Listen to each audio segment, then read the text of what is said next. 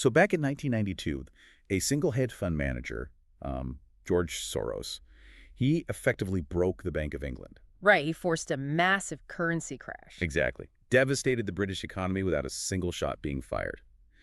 And, well, today we're looking at how the entire definition of what makes a soldier has been basically erased. Yeah, the core idea here is that globalization connected the world, but, connection also changed conflict. Right, because we're moving from just predicting globalization to dealing with the inescapable reality of it. Oh, absolutely. I mean, E. Laszlo points out in today's strategic studies sources that computerization didn't just speed up global trade, it fused civilizational networks and birthed thousands of these non-state global enterprises. Wow, yeah. And the exact same networks carrying progress are now carrying competition. Which actively strips the nation-state of its monopoly on power.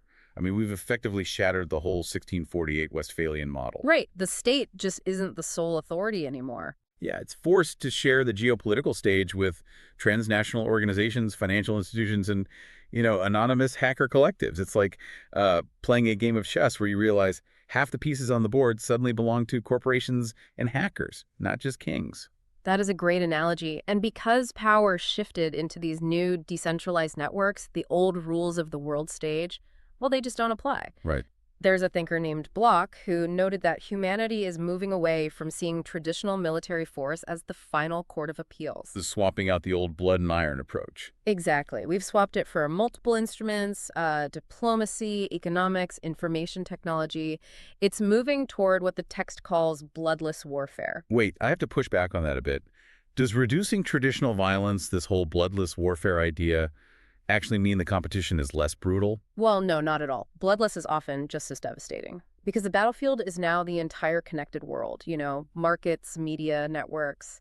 But the sources also explicitly cite some very non-bloodless events, right? Like the Lockerbie disaster and the embassy bombings in Nairobi and Dar es Salaam. Yes, they do. And those were highly kinetic, physically bloody attacks carried out by non-state actors. You're right to separate those, and it's a really vital distinction to make.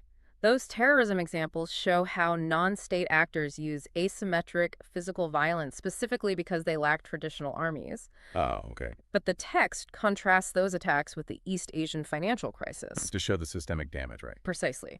A targeted currency speculation attack can destabilize a nation's economy, wipe out generational wealth, and collapse governments just as effectively as a bombing campaign.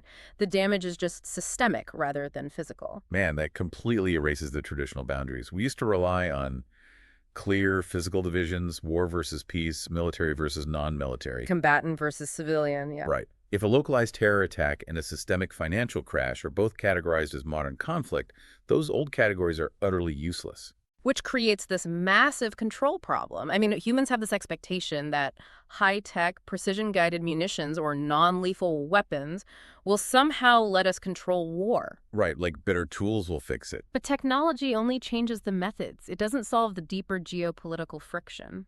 So we arrive at this incredible conundrum about who actually shapes future conflict.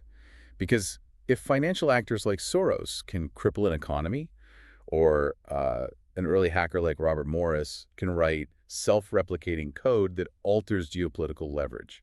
They're essentially functioning as tomorrow's soldiers. Exactly. Meanwhile, traditional generals like Powell or Schwarzkopf find themselves acting more like politicians in uniform. So who isn't a participant at this point? The scary answer is no one. Old categories fail entirely. If anyone can influence conflict, the only framework that makes sense is unrestricted warfare. Which means security can't just depend on armies or physical defense perimeters anymore. It requires a deep understanding of society, the economy, science, and information networks. It demands thinking across boundaries. Which really brings us to the exact thought our source material drives home today.